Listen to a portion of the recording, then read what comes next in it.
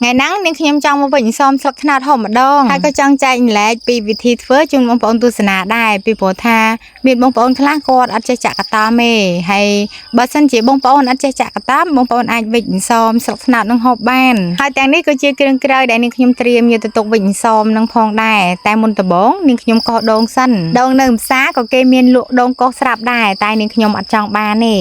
nên khi nhomจังยมมาก็ខ្លួនឯងឲ្យបានតែใส่វែងៗបែបហ្នឹងបងប្អូនពេលដែលយកទៅលាយជាមួយក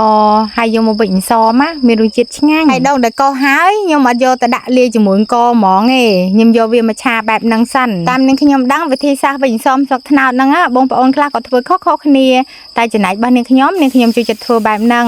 ពេលដែលឆាដងហើយខ្ញុំចាប់ផ្ដើមចាក់ខ្ទិះដូងចូលតែម្ដងហើយខ្ទិះដូងដែលខ្ញុំយកមកឆាជាមួយដងកោសហ្នឹងខ្ញុំប្រើខ្ទិះដើមពេលដែលដាក់ខ្ទិះដូងហើយខ្ញុំដាក់អំបិលនិងស្ករខ្ញុំដាក់ល្មមមកបរិមាណតាមអង្កររបស់នាងខ្ញុំមានពេលដែលដាក់គ្រឿងហើយខ្ញុំកូរត្រឡប់វាបែបហ្នឹងបន្តិចសិនបន្ទាប់មកខ្ញុំដាក់អង្ករចូលតែម្ដងហើយត្រឡប់របស់ខ្ញុំពេលដែលខ្ញុំវិញសម្ដងខ្ញុំចូលចិត្តធ្វើបែបហ្នឹងខ្ញុំឆាអង្ករដាក់គ្រឿងក្រៅដាក់ខ្ទិះដូងដាក់អីចូលហើយអស់អញ្ចឹងទៅខ្ញុំយកមកភ្លក់ពេលដែលខ្ញុំភ្លក់ល្មមហើយបានខ្ញុំយកមកវិចធ្វើបែបហ្នឹងធានាមិនសមដឹងទៅពីឆ្ងាញ់តែម្ដងពេលដែលខ្ញុំឆាអង្កររៀងកោកទឹកហើយខ្ញុំដាក់សណ្តែកក្រហមនឹងចូលតែម្ដងហើយខ្ញុំឆាត្រឡប់បែបហ្នឹងអញ្ចឹងទៀតបងប្អូនណានិយាយពីថាឈ្ងុយមិនទាន់បានវិចយកទៅស្ងោរផងឈ្ងុយបដាហើយសង្ស័យតែក្លិនឈ្ងុយហ្នឹងចេះដល់តែបងប្អូនផងតាមមើលហើយពេលដែលខ្ញុំឆាអង្ករហ្នឹងខ្ញុំឆាអត់ឲ្យឆ្អិនពេកទេខ្ញុំឆាគ្រាន់ឲ្យទៅចូលជាតិជាមួយគ្រឿងក្រៅដែលនេះខ្ញុំដាក់មុនហ្នឹងទេឥឡូវអង្កររបស់ខ្ញុំឆាល្មមដែលខ្ញុំចង់បានហើយដល់ពេលអញ្ចឹងខ្ញុំមកដាក់ដាំទឹកម្ដង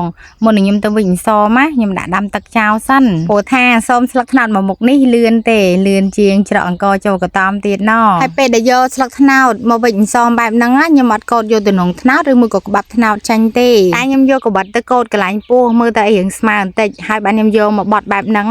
ពេលដែលបត់អញ្ចឹងហើយខ្ញុំដាក់អង្ករចូលតែម្ដងតាមដែលនាងខ្ញុំដឹងវិធីសាស្ត្របត់ស្លឹកត្នោតយកមកដាក់អង្ករវិញសមបែបហ្នឹងមានវិធីសាស្ត្រខុសៗគ្នាតែចំណែកនាងខ្ញុំចូលចិត្តធ្វើបែបហ្នឹងខ្ញុំគិតថាធ្វើបែបហ្នឹងគឺងាយស្រួលពេលដែលខ្ញុំដាក់អង្ករពេញស្លឹកត្នោតហ្នឹងហើយខ្ញុំយកដៃមកហូតបត់វាបែបហ្នឹងអញ្ចឹងទៀតខ្ញុំបត់វាឲ្យស្មើហើយក៏ឲ្យចិត្តអង្ករហ្នឹងដែរកុំឲ្យពេលដែលយកទៅស្ងោរចូលទឹកអ៊ីចហូបទៅអត់ឆ្ងាញ់ទេពេលដែលខ្ញុំវិចហើយខ្ញុំយកវាមកចងទៀតហើយចំណងរបស់នាងខ្ញុំថ្ងៃហ្នឹងខ្ញុំប្រើចំណងរប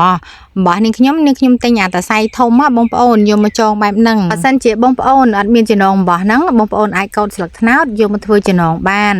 តាមថាការចងសមស្លឹកត្នោតហ្នឹង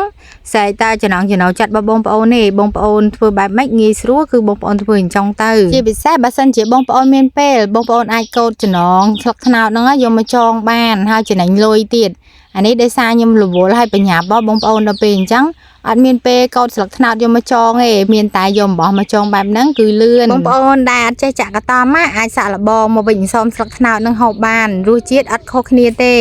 ឲ្យតែបងប្អូនលាយគ្រឿងឲ្យត្រូវដឹងតែឆ្ងាញ់ដូចតែគ្នាហ្នឹងហើយទឹកនេះខ្ញុំដាំមុនហ្នឹងក៏ពុះល្មមត្រឡប់របស់នាងខ្ញុំពេលដែលនាងខ្ញុំវិញសមដាក់ស្ងោរម្ដងនាងខ្ញុំតែងតែដាំទឹកឲ្យពុះសិនបានខ្ញុំបង់សមទៅតាមក្រោយហើយមុនហ្នឹងភ្លេចប្រាប់បងប្អូនក៏ដែលខ្ញុំយកមកវិញសមហ្នឹងខ្ញុំយកទៅត្រាំទុកប្រហែលជា 3-4 ម៉ោងសិនពេលដែលធ្វើបែបហ្នឹងសមស្ងោរឆាប់ឆ្អិនឥឡូវសមបើនាងខ្ញុំឆ្អិនហើយសមស្លឹកត្នោតមួយមុខនេះគឺថាងាយស្រួលជាងកតំឆ្ងាយងាយស្រួលទាំងពីការវេចខ្ចប់ងាយស្រួលតាំងពីការបកហូប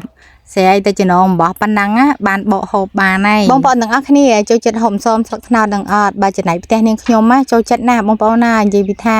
ធ្វើឲ្យញឹកផាញ់តែម្ដងជាពិសេសកូនរបស់នាងខ្ញុំគាត់ចូលចិត្តហូបណាស់ហើយបងប្អូនចាំមើលនាងខ្ញុំភ្លក់ឲ្យបងប្អូនមើលហើយនិយាយពីថាអូយតំណងណាឆ្ងាញ់បងប្អូនអើយឆ្ងាញ់ដល់ល្មួតហើយបងប្អូនចាំមើលសាច់របស់គេនេះឡើងរលើបរលោងតែម្ដងសមរបស់នាងខ្ញុំពេលដែលបកស្លឹកត្នោតនឹងចេញមកមិនត្រឹមតែរលោងទេនិយាយពីថាឡើងល្មួតទន់ឡើងឆ្ងាញ់បងប្អូនអាចសាក់លបងធ្វើបាន